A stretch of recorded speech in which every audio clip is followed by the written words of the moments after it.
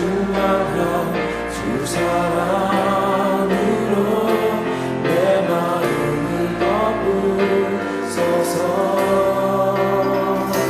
주 나를 부르셨네. 주의 영광 위에 모든 사람 이끌소서. 주의 영광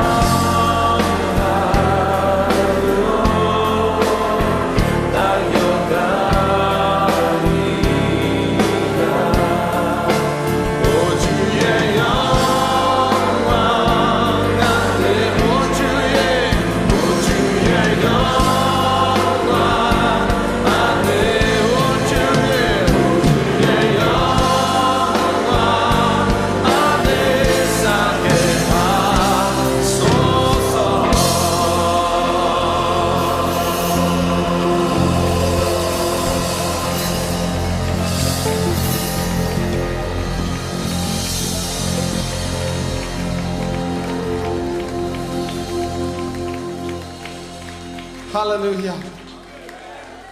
Praise the Lord. 오늘 이사야 26장 1절부터 7절까지 말씀을 같이 보았습니다. 이사야 26장 1절부터 7절까지 말씀에서 우리가 3절의 말씀에 보면 주께서 심지가 견고한 자를 평강하고 평강하도록 지키시리니 이는 그가 주를 신뢰함이니이다. 이런 이야기가 나옵니다. 여기서 보면 그 심지가 견고하다라는 말이 있는데요. 그 심지가 견고하다는 말은 우리가 어떤 목적을 가지고 있다, 또는 결심을 가지고 있다, 이런 사람들 있잖아요. 그러니까 사람이 요즘 학생들 이렇게 보면 목적 의식이 없어요. 그러니까 왜 살아가야 되는지, 자기가 뭘 해야 되는지 이런 걸 잘 몰라요. 어린 사람들이 요즘에는 옛날에는 그래도 뭔가 희망을 가지고 결심하고 뭐 이렇게 노력하면 되는 그 시대를 살 때, 우리 어릴 때만 해도 그런 어떤 결심을 하고 목적을 가지고 있으면 뭔가 된다고 생각하는 때가 있었거든요. 근데 요즘에는 뭔가 목적을 가지고 열심히 해도 안 되는 사람들도 많고, 그러니까 이렇게 막 실망을 금방 하는 경우가 있고, 또 아이들이 이렇게 그 어떤 공부나 이렇게 자기 학생이니까 공부하면서 목적을 의식을 가지고 이렇게 하면 뭔가 되겠다는 생각이 안 되니까 그냥 막 놀아버리기도 하고, 자기 맘대로 뭐 이렇게, 그리고 특별히 이제 자기들 이렇게 컴퓨터나 핸드폰이나 뭐 이런 것들이 발달하다 보니까 그걸로 많이 친구를 삼고 그걸로 많이 생활을 해요, 아이들이. 그러다 보니까 그게 뭐 그것만 있으면 사는 거예요. 다른 건 없어도 그것만 있으면 살겠다는 사람들이 많아요, 아이들이요. 그러다 보니까 목적 의식이 없어지죠. 의욕도 사라지죠. 세상을 살아가려면 자기가 직접 살아가야 되거든요. 근데 그런 살아갈 만한 의욕이 없는 거예요. 그런 목적도 없고. 자꾸 이런 게 다른 이제 미디어 매체들이 이 사람을 지배하기 시작하는 거예요, 아이들을. 어른들도 마찬가지죠. 컴퓨터가 발달하고 텔레비가 발달하고 텔레비 프로그램도 많이 발달하고 또 핸드폰들도 있고, 그러니까 거의 거기에 매여 있죠. 자기 생활을 이렇게 막 뭔가 의욕적으로 뭐 이렇게 막 하기가 어려운 시대에 사람들이 살아가고 있습니다. 어쨌든 말세라고도 하고 소돔과 고모라 같은 시대이라고도 하고 그렇게 우리는 살아가고 있는데요. 성경에서는 우리가 결심하고 목적의식을 갖고 의욕을 가진 사람들, 이런 사람들은 마음에 평강이 있다는 거예요. 마음의 평강이라는 게 이게 샬롬이거든요. 샬롬. 이게 샬롬이 있다 이거예요. 그러니까 샬롬이라는 말은 솔로몬이 있다는 얘기고, 그 솔로몬이라는 분은 부활의 예수님을 상징하시는 분이거든요. 그렇기 때문에 그 안에 견고한 성전, 그러니까 솔로몬 때 성전을 세우잖아요. 견고한 그 교회 의식을 가지고 살아갈 수 있다, 이런 말이에요. 그러니까 교회 의식을 가지고 살아가니까 사람들의 마음이 교회에 이제 많이 마음이 와 있는 거죠. 그러다 보면 마음이 어떻게 돼요? 안정이 되죠. 마음이 안정이 됩니다. 그 안정이 되고 그 평강하죠. 마음이 평안하고 안정을 누려요. 그러니까 다른 일을 해도 의욕적이고 재밌죠. 근데 마음이 안정이 안 되고 불안전하고 막 이렇게 왔다 갔다 하고 불안하고 이러잖아요. 그러면 안정이 안 돼요. 그러니까 평안하지 못하죠. 불평불만하게 되고 원망스럽고 짜증나고 이러면은 의욕이 없어져요. 이 세상에 대해서 의욕이 없어지고 자꾸 자기가 우울해지고 뭐 이렇게 되죠. 그러다 보면 세상 살만한 마음이 안 생겨요. 그런데 마음이 심지가 견고하고 뭔가 목적의식도 있고 의욕도 있고 뭔가 결심하게 되고 이런 사람들은 마음에 평강이 오니까 다른 일을 해도 의욕적이란 말이죠. 마음에 평안하고 그러니까 재밌고, 그러니까 인생을 한 번 딱 사는 인생이거든요, 우리가. 그런데 평안하게 행복하게 즐겁게 사는 사람도 있고, 어떤 사람은 불안하고 짜증나고 원망스럽고 어쩔 수 없이 살아가는 인생도 있다는 얘기입니다. 뭐하러 인생을 그렇게 살아요? 한 번 인생 딱 사는 건데 어차피 우리는 이렇게 살아도 한평생, 저렇게 살아도 한평생이에요. 딱 우리가 살아가는 인생은 내가 결정하는 데에 따라서, 내가 선택하는 데에 따라서 살게 돼 있거든요. 자, 어떤 사람이 내가 기독교를 선택했어. 그러면 기독교로 사는 거예요. 어떤 사람이 불교를 선택했어요. 그럼 불교를 사는 거예요, 그 사람은. 어떤 사람이 하나님을 선택했어요. 그럼 하나님만 사는 거고, 어떤 사람이 부처님을 선택했어요. 그럼 부처님대로 사는 거예요. 그러니까 사람이 무엇을 선택하느냐에 따라서 그렇게 사는 거예요. 내가 한번 의욕적으로 잘 살아보리라. 그렇게 한 사람은 의욕적으로 살게 돼 있어요. 나 이 세상 살아서 뭐해? 뭐 우울해, 힘들어. 나는 왜 이렇게 꼭 이렇게 살 수밖에 없지? 그럼 그렇게 인생을 사는 거예요. 그걸 선택해 버렸으니까. 그러니까 사람이 자기가 선택한 거에 따라서 그렇게 살아가게 돼 있어요. 그걸 뭐라면 운명이라고 그래요. 운명. 이 땅의 운명. 자기가 선택한 운명이에요. 그러니까 그 운명이 지긋지긋한 거죠, 아주 어떤 사람은. 그래서 그 운명대로 살아가다가 지긋지긋해서 그 운명에 발이 걸려 넘어지는 거예요. 우리 기독교인들은요, 사실 운명이라는 건 별 의미가 없습니다. 왜 의미가 없냐면 땅의 운명이 죽은 자가 그리스도인이거든요. 땅의 운명을 껍질을 벗겨서 할례를 받은 자가, 마음의 할례를 받은 자가 그리스도인이에요. 그리스도인은 운명이 따라와서 자기를 넘어뜨려서는 안 됩니다. 기독교인은요. 원래 그렇게 생겨나서 그렇게 태어난 팔자들이 있어요. 그런 팔자들로 사는 사람들이 이 땅의 사람들이라고. 기독교인들은 그런 팔자에서 하나님이 부활의 팔자로 바뀐 사람들이 기독교인이고요. 부활의 팔자로. 그래서 안식일 다음 날 부활하잖아요, 예수님이. 팔자야, 그게. 팔자. 안식일이 7일이고 그 다음 날이 8일이요. 그래서 8일 날 부활했어요. 8일 날. 안식 후 첫날 부활했으니까 그게 8일 날이요. 그러니까 그 안식일이 7번 지나는 게 49일이거든요. 49일 다음 날이 오순절 날이에요. 성령 충만 받은 날. 그게 다 팔자예요, 팔자. 그러니까 7의 다음 날이에요. 안식 후 첫날. 그게 다 8이라는 숫자예요. 노아 홍수 때 몇 명 구원받았다고요?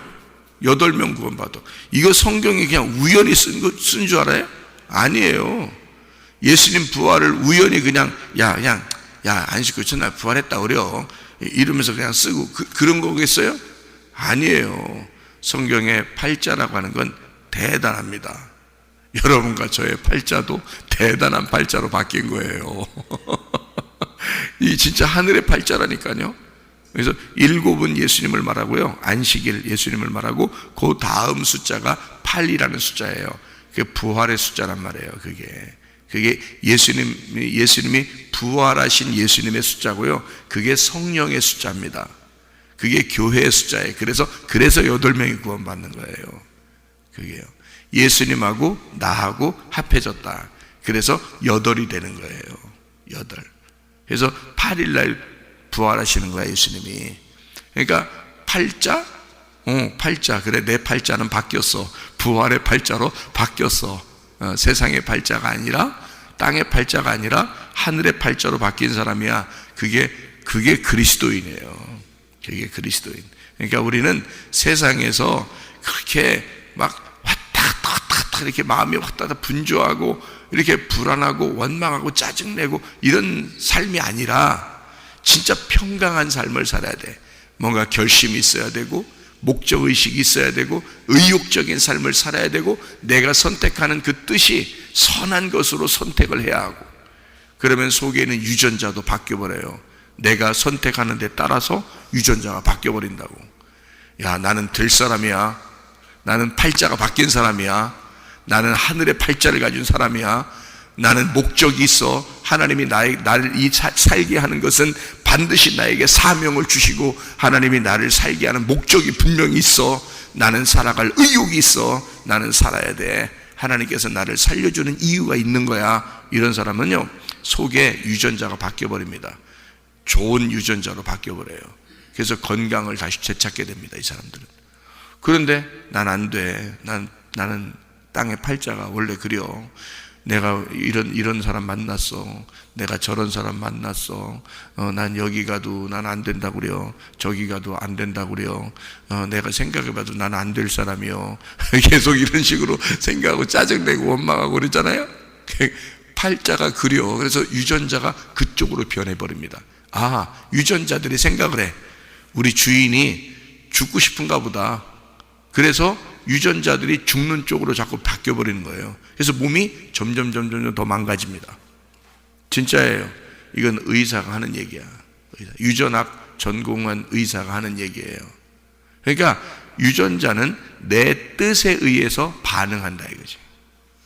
내가 무엇을 선택하느냐, 무슨 생각을 하느냐에 따라서 유전자는 바뀐다는 겁니다. 좋은 유전자로. 그러면 유전자가 바뀌면요, 이게 면역성이 강해지는 겁니다. 그러면 속에 있는 병균들을 잡아먹는 거예요, 그게. 그래서 좋은 유전자로 바뀌어서 건강을 되찾게 되는 거거든요. 그래서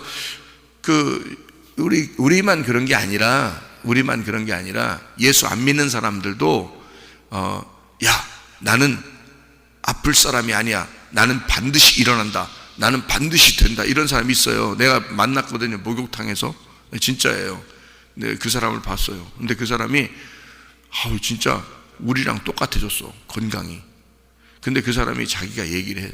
뭐라고 얘기하냐면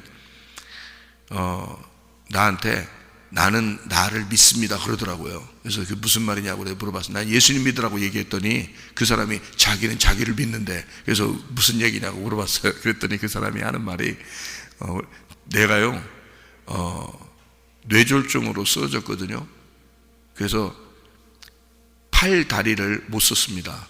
팔 다리를 못 썼는데 자기가 나는 이렇게 쓰러질 사람이 아닌데 내가 왜 쓰러졌을까? 내가 왜 이렇게 몸이 안 움직일까? 그래서 이 사람은 특이하게 한쪽만 이렇게 된 게 아니라 다리가 양쪽 다 주저앉았대요. 그래서 못 써가지고 이게 누워 있었답니다, 이 사람이요. 근데 이 사람 생각에 왜 내가 이렇게 자꾸 누워 있어야만 하지? 나는 이거 아픈 사람이 아닌데, 아플 사람이 아닌데 왜 그러지? 그러면서 이 사람이 한쪽 팔 있잖아요. 팔을 가지고 힘이 있잖아요. 한쪽 팔은 힘이 없고 양쪽 다리가 힘이 없는 거예요. 그래서 주저앉아 있는데 이 사람이 한쪽 팔로 나는 일어난다. 난 일어나야 된다. 다리에다가 계속 나는 일어나야 돼. 그리고 난 걸어야 돼. 나 일어나야 돼. 내가 이 젊은 나이 이게 뭐야? 그 사람이 나이가 내가 만났을 때가 한 50대 중반 정도? 50대 중반이나 후반 정도 됐어요. 그런데 이 사람이 2년 전인가 그렇게 됐다고 그랬으니까 한 50대였어요. 그러니까 근데 자기는 젊다고 생각한 거예요. 내가 젊은 나이 이게 뭐냐? 그러면서 이 사람이 막 일어나려고 애쓰는데 일어나지나요? 이게 힘이 이게 다 빠져버렸는데, 그러니까 벽을 기대고 뭘 잡고 있잖아요. 막 일어나면서 한쪽 팔을 갖다가 막 힘을 내면서 한쪽 팔 움직이고 다리도 막 계속 움직이려고 막 애썼답니다, 이 사람이요. 진짜로 막 애썼다. 그래서 이걸 일어나 보려고, 어떻게든지 일어나 보려고. 그래서 한참 만에 일어났답니다, 이 사람이. 다리가 힘이 생긴 거예요. 약간 힘이 생겨. 그러니까 그래, 좋아, 난 된다, 난 되는 사람이야, 난 일어날 수 있는 사람, 내가 이게 뭐야, 일어나야지 하면서 일어나서 이거를 꿋꿋하게 힘을 내서 일어났대요. 근데 이 힘이 점점 생기더니 그래서 막 벽을 기대면서 있잖아요. 난 걸어야 돼, 난 걸어야 돼, 내가 이게 뭐야, 내가 걸어야 돼, 하면서 걸었답니다. 이렇게 해서 그렇게 걸었대요. 나는 분명히 뛸 사람이야. 그러니까 나는 더 걸어야 돼. 그래서 막 더 걸었대. 이렇게 하고 더 걸었대. 더 걷다가 힘을 더 낸 거예요. 그러다가 어느 날 이게 이제 한참 된 거니까 그게 2년 전이니까 2년 동안 혼자 그거를 계속 주입을 시킨 겁니다. 자기는 절대 내 왜 안 되지라는 생각을 안 해봤대. 안 되지라는 생각 안 해봤어. 그러니까 그 속에 있는 뜻이, 그 생각이 그 유전자를 바꿔버리는 거예요. 점점점 이 속에서. 처음에는 안 되죠, 당연히. 근데 이 사람의 뜻이 이걸 자꾸 바꾸는 거야. 그러니까 뜻을 바꾸니까 이 속의 유전자가 바뀌면서 점점 이 속에서 된다 자꾸 하니까 있잖아요. 이게 움직이더랍니다, 다리가. 그래서 걷고 지금은 뛰고, 그렇게 그 뛰는 그 상태, 그러니까 나와 똑같은 상태로 목욕탕을 와서 얘기를 자기를 해주는데, 자기는 그래서 자기가 생각한 대로, 자기가 힘을 준 대로 그대로 되더라. 그래서 자기가 다른 신을 안 믿어도 나는 나를 믿을 수 있겠다 그러더라고요. 여러분, 예수 안 믿는 사람도 그렇게 의욕을 가지니까 유전자가 바뀌어서 자기가 힘을 내고 다시 건강해지더라는 거지. 그럼 뭐야? 하나님이 그러면 어떤 분인데? 예수 믿는 사람들은 그럼 뭐 안 아파야 돼? 예수 믿는 사람도 아파요. 무슨 말이냐면 제가 그걸 설명해 드릴게요. 예수 믿는 사람들도 아파요. 근데 예수 안 믿는 그런 사람들도 건강하게 다시 회복될 수가 있어요. 그런 말이 무슨 말이냐, 이게 지금 무슨 말이냐. 자, 여기에 나와 있는데요. 여기 이사야 26장 7절입니다. 7절의 말씀, 여기 보니까 뭐라고 되어 있냐면요. 의인의 길은 정직하며 그랬죠.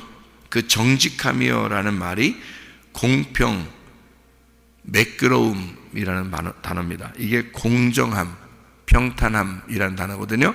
공정함, 정직함이라는 단어예요. 그게요. 그러니까 평탄함, 매끄러움, 공평함이라는 단어예요. 이게요. 의인의 길은 정직하며 정직하신 주께서 그랬어요. 이 정직하신이란 말이 고든이란 말입니다. 정직한이란 말이에요. 이게 올바른이란 말입니다. 여러분, 이게요, 이 말이요. 자, 보세요. 주님께서는 이렇게 올바르신 분이고 공평하신 분이고 공정하신 분이라는 겁니다. 여러분, 이 세상이 평등해요. 평등하지 않습니까? 네? 이 세상이 평등해요? 평등하지 않아요? 평등하지 않습니다. 불평등해요. 이 세상은 불평등한 거예요. 여러분, 태어나면서부터 평등하지 않습니다. 무슨 말인지 알아요? 태어나면서부터 평등하지 않아요. 여러분은 남자로 태어나고, 어떤 사람은 남자로 태어나고 싶었는데 여자로 태어나고, 어떤 사람은 또 여자로 태어나고 싶었는데 남자로 태어나고, 태어날 때부터 평등하지 않아요. 자, 태어날 때 어떤 사람은 부자 집에서 태어난 아이가 있어요. 생활 자체가 달라. 어떤 사람은 태어날 때 가난한 집에서 태어난 아이가 있어요. 평등합니까? 불평등하죠. 어떤 사람은 미국에 태어났어요. 나도 어릴 때는 우리나라가 가난했기 때문에, 내가 어릴 때는 우리나라가 가난했기 때문에 나는 내가 왜 미국에 태어나지 않았을까, 이런 생각이 있었어요. 미국 사람들 보면 뭐 부자인 것 같고, 한국에 와서 뭐 도와준다고 막 오고, 선교사님들도 막 오고, 그러니까 내가 어린 마음에, 우리 집에는 미국 사람들이 자주 왔거든요. 그러니까 내 어린 마음에 왜 우리는 미국에서 태어나지 않았을까, 나는 이런 생각도 해봤어요. 그러니까 태어날 때부터 어떤 사람은 한국에 태어나고 어떤 사람은 아프리카에 태어나고 어떤 사람은 미국에 태어나고 태어날 때부터 불평등합니다. 평등하지 못해요.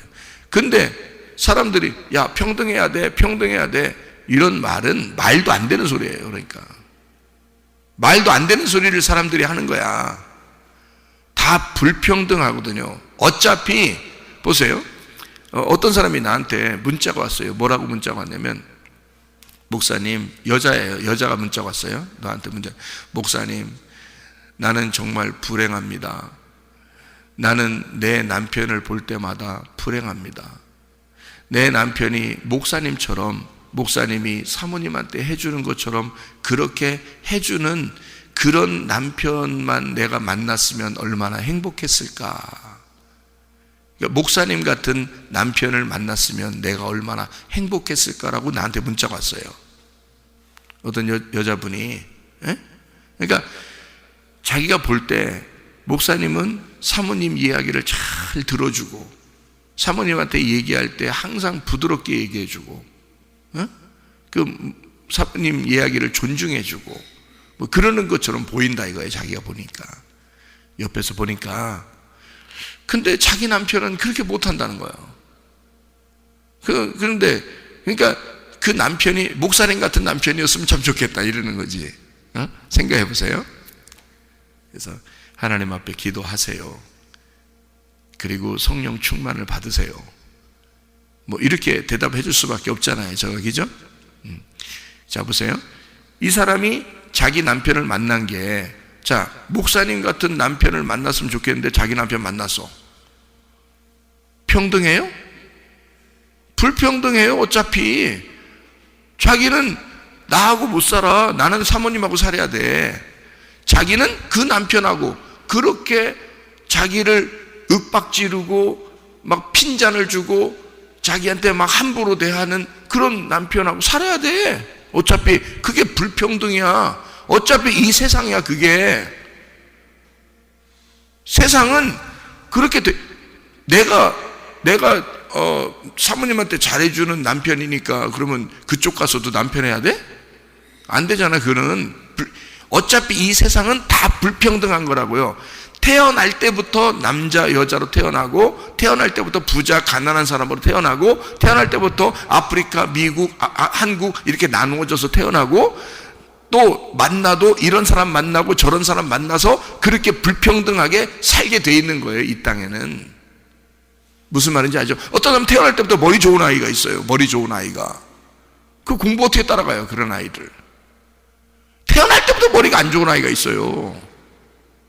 태어날 때부터 질병을 가진 자도 있고요. 태어날 때부터 건강한 아이도 있고요. 그죠? 다 불평등합니다. 평등한 건 없어요. 이 땅에서는 평등이라는 건 없어요. 근데 하나님 뭐라 그러냐 우리 보고? 하나님은 공평하시다 그러잖아. 평등이 아니라 공평하시다 그러잖아요. 공평하시다는 말이 뭔지 알아요? 올바르단 말이에요. 정직하단 말이에요. 하나님은 공정하단 말이에요.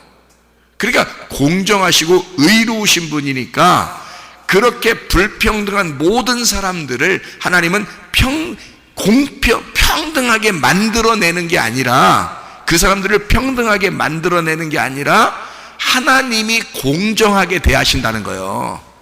가난한 사람이든 부자든 잘난 사람이든 못난 사람이든 머리가 좋은 사람이든 안 좋은 사람이든 아픈 사람이든 안 아픈 사람이든 하나님은 공정하게 대한다는 거예요. 그게 공평하신 하나님이라는 거죠.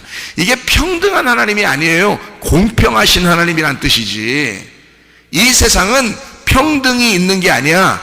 공평하신 하나님이 계신 거야. 그러니까 예수 안 믿는 사람도 자기가 나는 될 수 있다, 될 수 있다, 나는 일어날 수 있다, 일어날 수 있다, 뛸 수 있다, 뛸 수 있다니까 그 사람이 뛰는 거예요. 왜? 그 속에 공평하신 하나님이 공평한 유전자를 집어넣어놨으니까.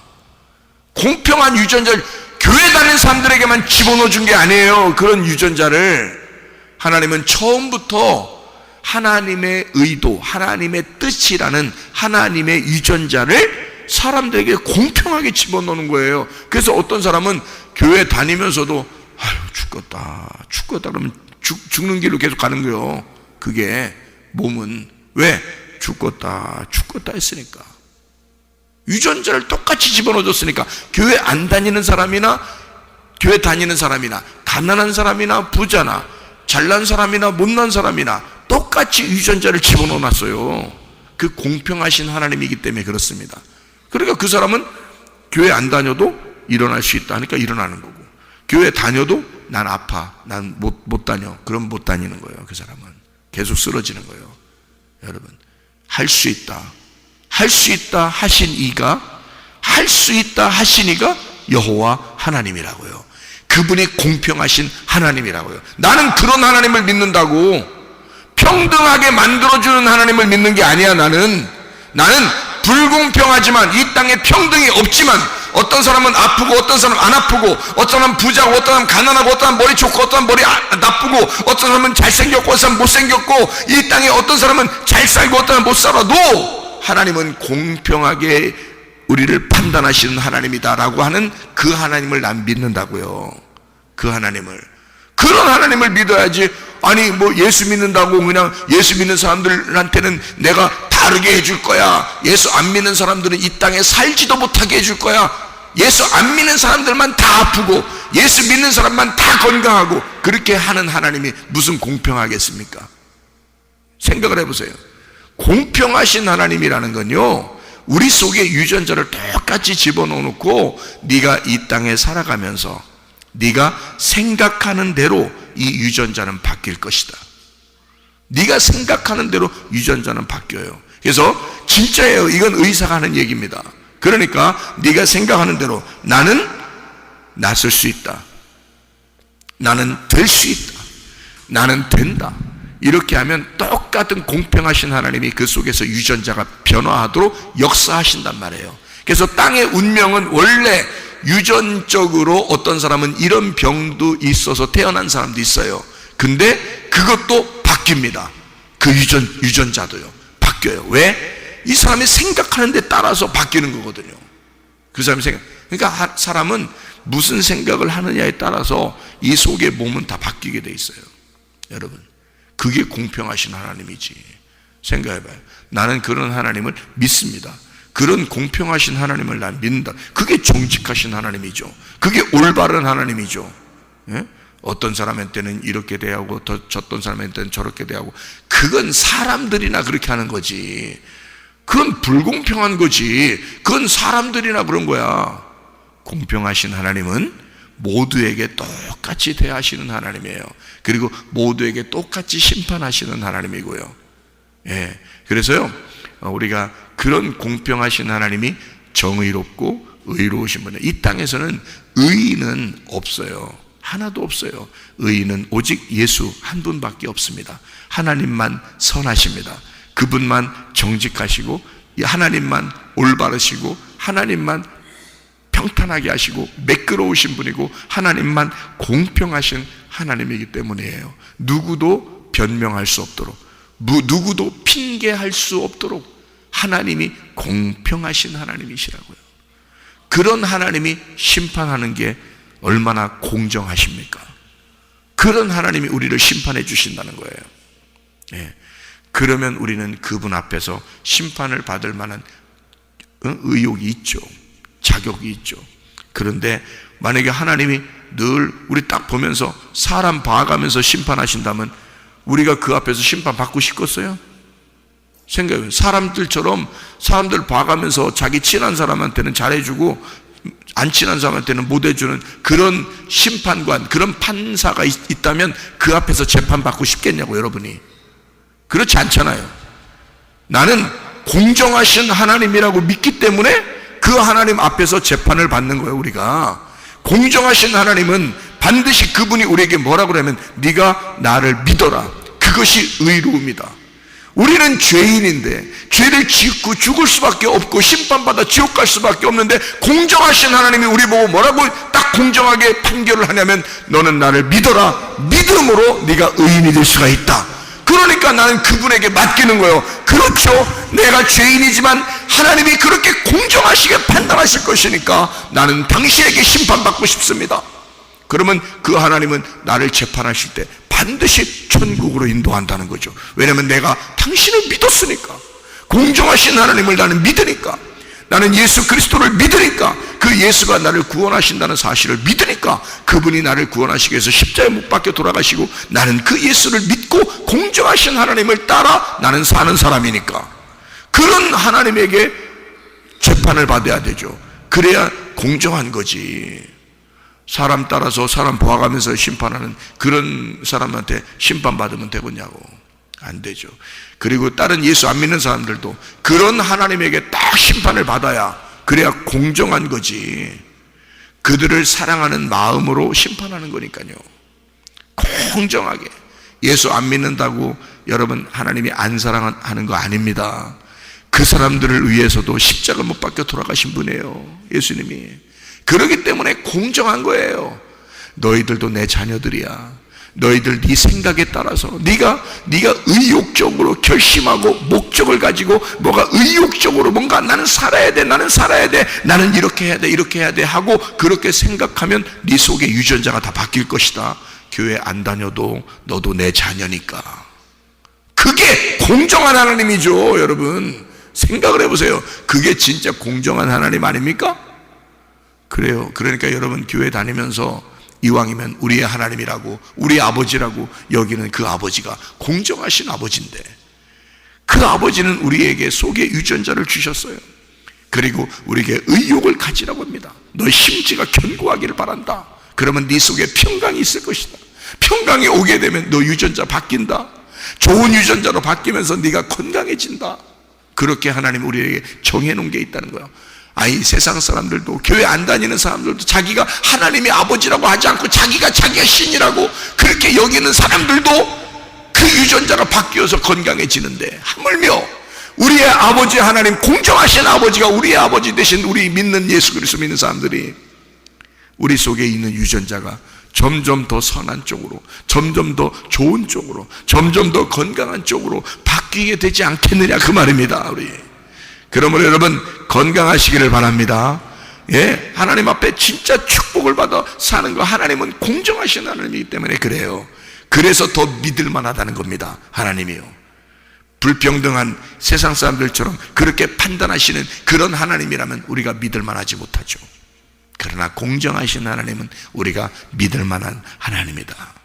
너희의 심지가 견고해지길 원한다. 의리를 지켜라, 믿음을 지켜라, 신뢰를 해라, 하나님을 믿어라. 변함없이 그 하나님이 너에게 그렇게 사랑하시는 하나님이심을 믿어라. 하나님은 정직하시고 정직하신 하나님, 그 의로우시고 올바르시고 고든 매끄러운 공평하신 공의로우신 하나님이 너를 책임지실 것이기 때문이다 그 말입니다.